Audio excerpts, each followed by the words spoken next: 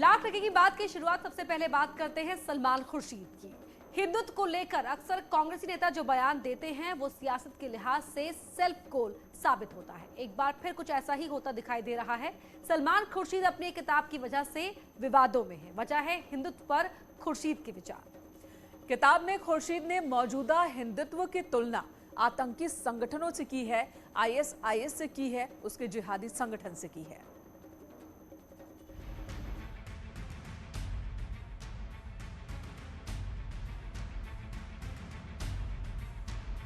सियासत में हर शब्द के खास मायने होते हैं। शब्दों पर सियासत भी जमकर होती है। Sunrise over Ayodhya, nationhood in our times.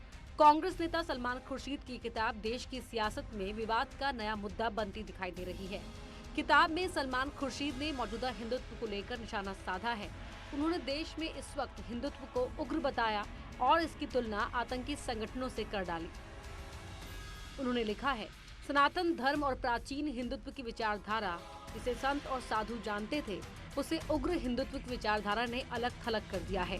ये नई हिंदुत्व की विचारधारा जिहादी संगठनों जैसे आईएसआईएस और बोको हराम की तरह है। हिंदुत्व को लेकर सलमान खुर्शीद के इन विचारों पर बड़ा सियासी विवाद खड़ा होता दिखाई दे रहा है।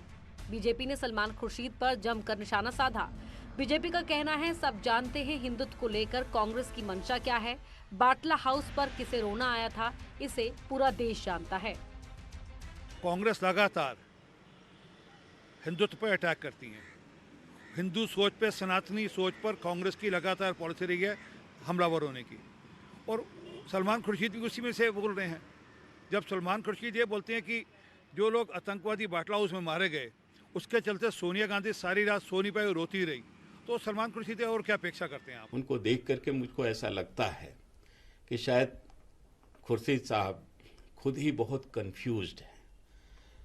कहीं एक तरफ तो वो कोर्ट के फैसले का स्वागत करते हैं और एक तरफ कोर्ट के वही फैसला जो हिंदुत्व से संबंधित है, हिंदुत्व को एक गलत नज़र से देखते हैं। तो कहीं ना कहीं उनको ये स्पष्ट करना चाहिए कि वो क्या सोच रहे हैं, क्या लिखना चाहते हैं। लेकिन आज ऐसे लोग जिस तरह से हिंदुत्व का विश्लेषण कर रहे हैं, केवल और केवल राजनीति कर रहे हैं या जनता को एक तरह से गुमराह करने की कोशिश कर रहे हैं। 354 पन्नों वाली किताब में सलमान खुर्शीद ने अयोध्या मामले से जुड़े न्यायिक इतिहास और इसके प्रभावों का विश्लेषण किया है। उन्होंने कहा कि एक ऐसा फैसला है जो हिंदू राष्ट्र के विचार को खारिज करता है। सर्वोच्च अदालत ने कानूनी सिद्धांतों को स्वीकारते हुए और सभ्यता से संबंधित पुराने घाव पर मरहम लगाते हुए संतुलन बनाने का बेहतरीन प्रयास किया।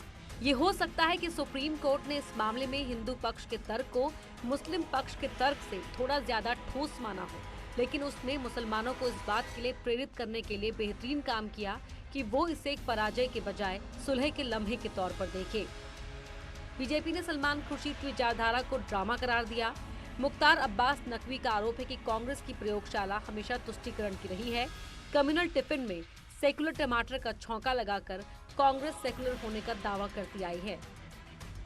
मुझे क्या लगता है, जो इस तरह के अज्ञानी लोग हैं और कांग्रेस की जो पाठशाला है, वो कांग्रेस की पाठशाला ऐसी है जैसी कि कम्युनल टिफिन में सेकुलर टमाटर। अब कुछ लोग कम्युनल टिफिन में सेकुलर टमाटर का छौंका लगा करके और अपने आप को सेकुलर साबित करने के लिए इस तरह की बेवकूफ़ी भरी बातें करते हैं। इसका कोई मतलब नहीं। सलमान खुर्शीद की किताब की टाइमिंग को लेकर सवाल खड़े हो गए हैं। सवाल ये है कि यूपी चुनाव से पहले सलमान खुर्शीद ने किताब में हिंदुत्व को लेकर विवादित बातें क्यों लिखी? क्या इसे सलमान खुर्शीद का पब्लिसिटी स्टंट माना जाए? हिंदुत्व को लेकर कांग्रेस पर पहले भी आरोप लगते रहे हैं। सलमान खुर्शीद कांग्रेस के वरिष्ठ नेता हैं। उनका मौजूदा हिंदुत्व की तुलना आतंकी संगठनों से करना बड़े सियासी विवाद की वजह बनता दिखाई दे रहा है। बीजेपी इसे हिंदुत्व का अपमान बता रही है, तो वहीं दूसरी ओर इस किताब से हिंदुत्व को लेकर सियासत गर्म होती दिखाई दे रही है। Bureau report, news 18। तो किताब में और क्या क्या है मेनका, उसके लिए इंतजार करना ही होगा, लेकिन जो शुरुआती अंश निकलकर सामने आए हैं उससे साफ हो गया है कि बीजेपी पर कम भारी और कांग्रेस के लिए ज्यादा चुनौतीपूर्ण नजर आ रही है। बिल्कुल, और बवाल होना लाजमी है। बवाल एक और मुद्दे पर है, वो है मुद्दा जिन्ना का। जिन्ना का जिन एक बार फिर बाहर निकला तो अभी अंदर जाने को तैयार ही नहीं। सुहेल देव भारतीय समाज पार्टी के राष्ट्रीय अध्यक्ष ओम प्रकाश राजभर ने वाराणसी में विवादित बयान दिया। राजभर ने कहा कि अगर जिन्ना को देश का पहला प्रधानमंत्री बना दिया गया होता तो देश का विभाजन ही नहीं होता। दरअसल अखिलेश यादव ने एक सभा में जिन्ना को स्वतंत्रता सेनानी बताया था, इसे लेकर काफी हो हल्ला हुआ था। इस बारे में जब ओपी राजभर से सवाल किया गया तो उन्होंने कहा अगर जिन्ना को देश का पहला प्रधानमंत्री बना दिया होता तो देश का बंटवारा ना हुआ होता। राजभर ने कहा कि अटल बिहारी वाजपेयी से लेकर लाल कृष्ण आडवाणी तक जिन्ना की तारीफ सभी किया करते थे और इसलिए उनके विचारों को भी पढ़ना चाहिए। देश के पहले प्रधानमंत्री जिन्ना को बना दिया गया होता तो भारत का बंटवारा ही नहीं होता। जिन्ना को देश का प्रधानमंत्री ही लोग बना दिए होते। इस बात को आडवाणी जी के विचार को पढ़िए, अटल जी के विचार को पढ़िए, जो देश के शुभचिंतक हैं उनके विचार को पढ़िए। वो क्यों उनकी तारीफ करते थे?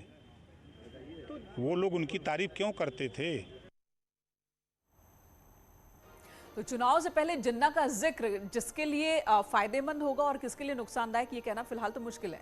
और यहाँ भी मेनका एसपी के लिए ही ये सेल्फ गोल साबित हो रहा है, हालांकि राजभर की तरफ से किया गया और शुरुआत यहाँ पर अखिलेश यादव ने की थी।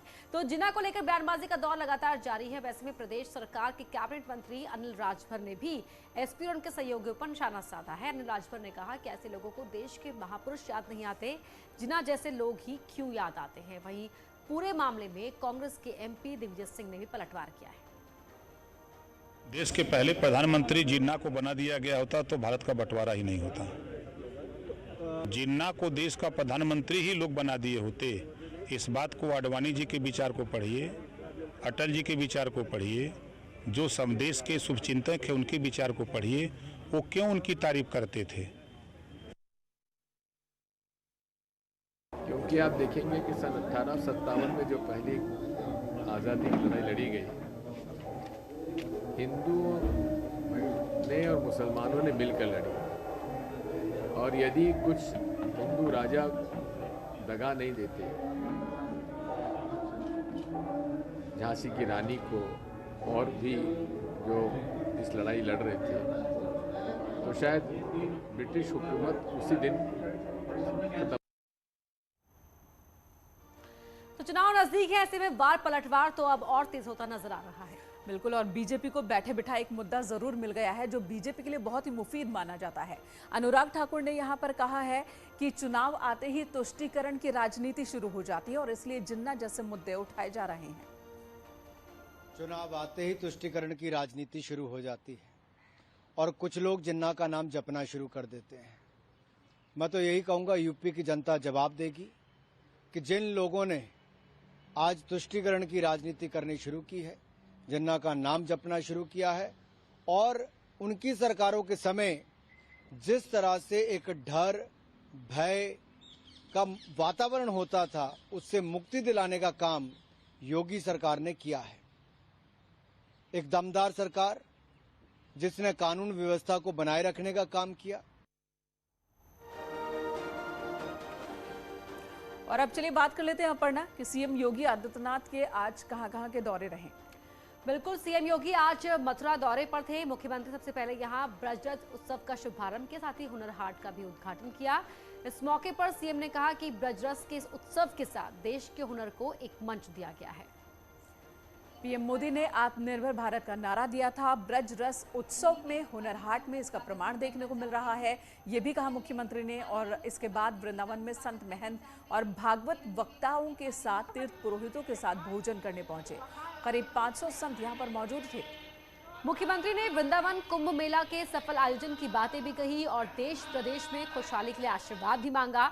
इसके बाद मुख्यमंत्री ने अपने मथुरा दौरे के अंत में श्री कृष्ण जन्मस्थान पहुंचकर दर्शन पूजन किया।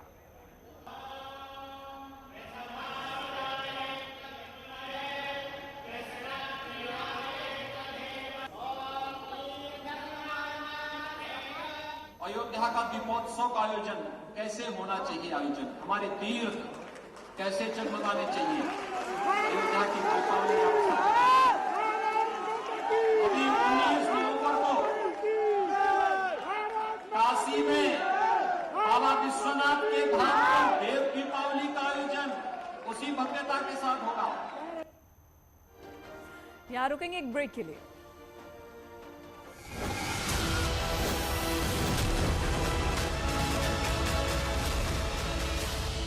बाद आज ट्रायल रन किया गया।